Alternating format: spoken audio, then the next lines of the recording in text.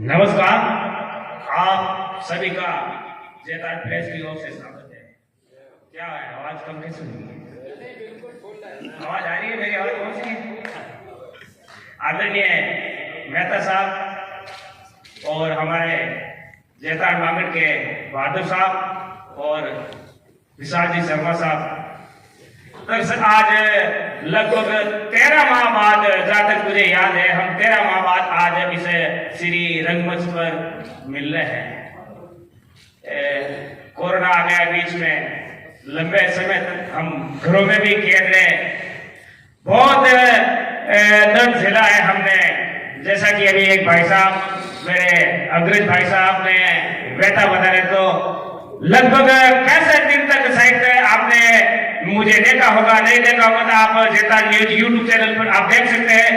लगभग 48 degree temperature में भी हम सुबह से शाम तक लॉकडाउन में घुमा करते थे। मैं वापस से मद्रास भी गया, मुझे अंदर नहीं जाने दिया। विशाल जी को मैंने फोन किया, बहुत ऐसे मुश्किलों के हालात आए। मैं एक घटना बताना चाहूंगा, मैं देवर भी आया। मैंने अपने पूर्व विधायक बुधड़ा साहब से मैंने मिलने का समय लिया था, लेकिन एक ऐसा खौफ था कि बुधड़ा साहब का फोन आया कि खान साहब मैं निकल गया, जबकि यहाँ तो परिंदा भी पर नहीं मार सकता था, बाहर निकल भी नहीं सकते थे। लेकिन उन्होंने कहा खान साहब मैं तो बाहर निकल गया। लोग कितने डरते थे। ऐसे हालात में भी हम इसे कोरोना काल में लगातार अपनी सेवा दे रहे थे। मैं लॉकडाउन में जो पीड़ित लोग थे उनकी सेवाओं के लिए श्री सीमेंट भी बहुत लाजवाब काम किया। विशाल जी मेरे लगातार संपर्क में थे, इनके फोन मेरे पास लगातार आ रहे थे। आपकी नजर में कोई ऐसा परिवार तो नहीं है इस जेता इलाके में जो भूखा सो रहा है? बहुत सीधा कोई श्री सीमेंट की तारीफ नहीं करा। और सबसे महत्वपूर्ण बात, मेरे एक अग्रज साथी है मनोज सोलंकी, दैनिक भास्कर ब्यूरो चीफ जेता ने, उन्होंने लॉकडाउन से पहले ही वॉइस ऑफ जेता नामक एक संस्था का गठन किया, जिसमें सैकड़ों लोग, अकेले चले थे ये, लेकिन सैकड़ों लोग इनके साथ जुटे और जेता में समाज सेवी संस्था के रूप में नंबर 1 पे रहा। शायद पता नहीं होगा अखबार आजकल क्या वो क्षेत्रवाद के अखबार हो गए, लेकिन इनकी सेवा को भी मैं सलाम करता हूँ। भाई साहब ने कहा कि पत्रकारों को तवज्जो नहीं दी जाती है। वाकई में एक आपने उम्दा बात कही। मैंने पॉलिथीन में भी पानी पिया है, मैंने वो हालात भी देखे, लोग पानी पिलाने के लिए भी आपको तैयार नहीं थे। वो दौर था, सैनिकों का पलय लगातार था। उधर बांगड़ राशि के सामने भी सैनिकों का पलय हो रहा था, व्यवस्था की जा रही थी। इधर हमारे जोधपुर जो पश्चिमी राजस्थान से जितने भी सैनिक थे, बिहार, यूपी, बंगाल, जितने भी सैनिक थे, उनकी पीड़ा हमसे देखी नहीं जा रही थी। लेकिन हमने उन हालातों को काफी डटकर सामने किया और आप सभी की दुआ से महफूज रहे। हालांकि मेरे कुछ परिचित लोग चपेट में भी है, लेकिन मैं लगभग 65 दिन तक रहा। मैं कोविड सेंटर पे भी जाता था। मेरी मोहतरमा कहती थी कि आप बाहर रहो, गर्म कपड़े, गर्म पानी पियो, लेकिन खुदा का करम रहा, आप लोगों का आशीर्वाद आज भी हो।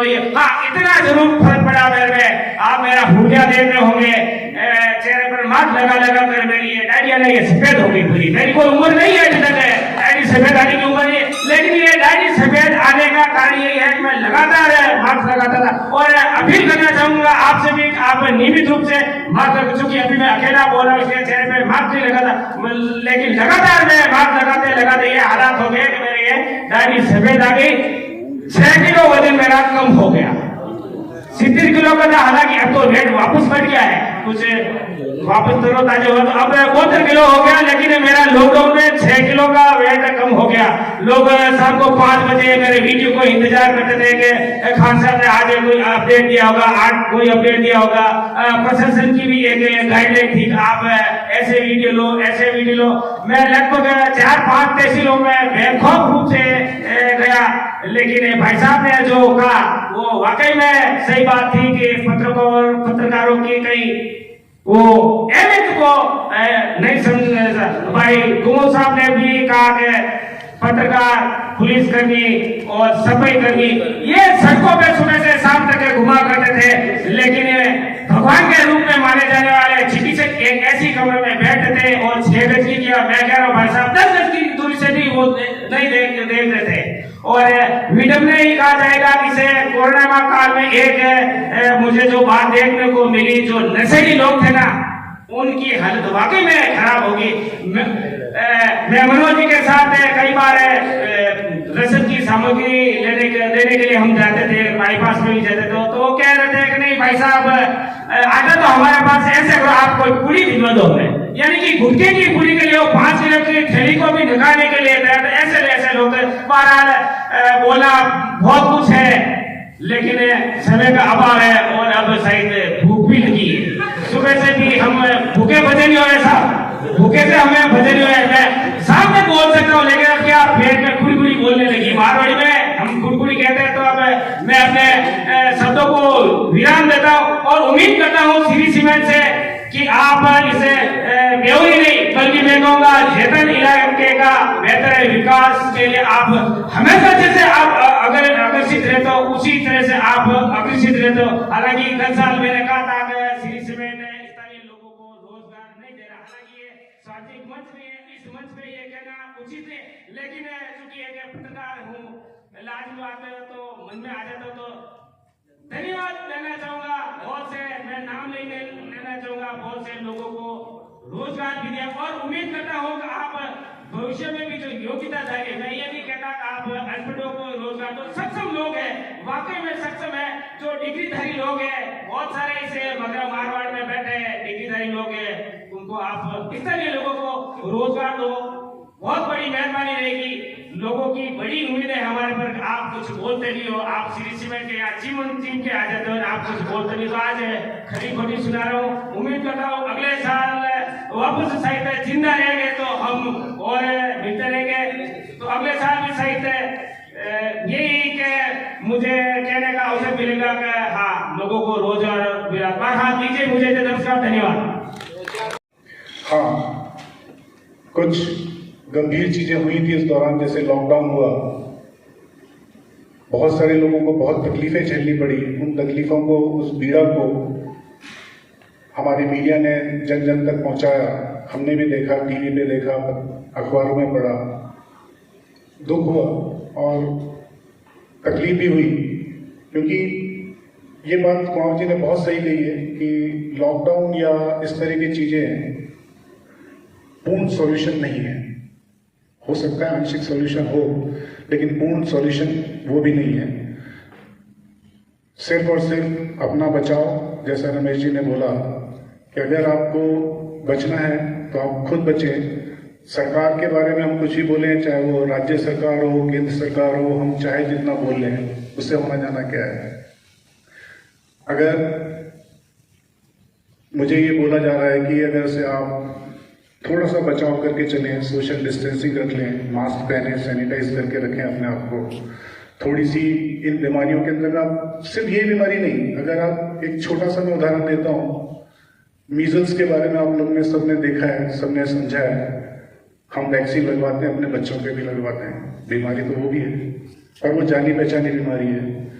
उस दौरान भी अगर मीजल्स के वैक्सीन लगने के बाद भी एक ना एक समय आदमी को मीजल्स की बीमारी होती है, बच्चों को होती है, चाहे वो 14-15 साल 20 साल की उम्र पहुंच जाए, थोड़ा समय बाद भी हो जाती है।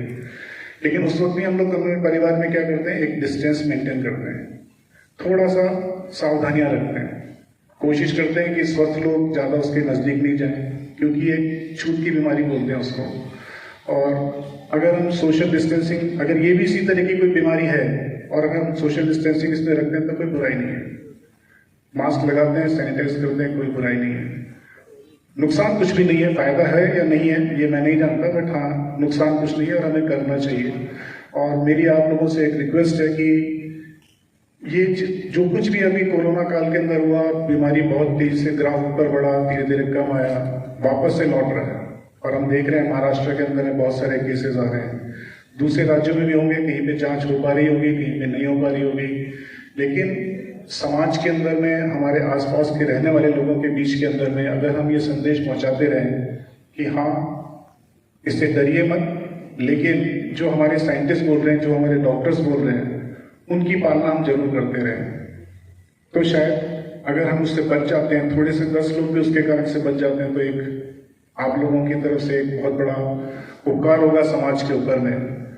और डेफिनेटली सारे के सारे मीडिया कर्मी और जितने भी लोग पत्रकारिता से जुड़े हुए हैं, कहीं ना कहीं उनके मन में ये जरूर रहता है कि हम समाज के लिए क्या कुछ अच्छा करके दे पाए, और वो आप लोग देते भी हैं समय समय पर में। मेरी रिक्वेस्ट है कि इस बीमारी के अंदर में भी आप लोग एक जो मैसेज है समाज के अंदर में वो ये देते रहें कि हाँ, हमें किसी के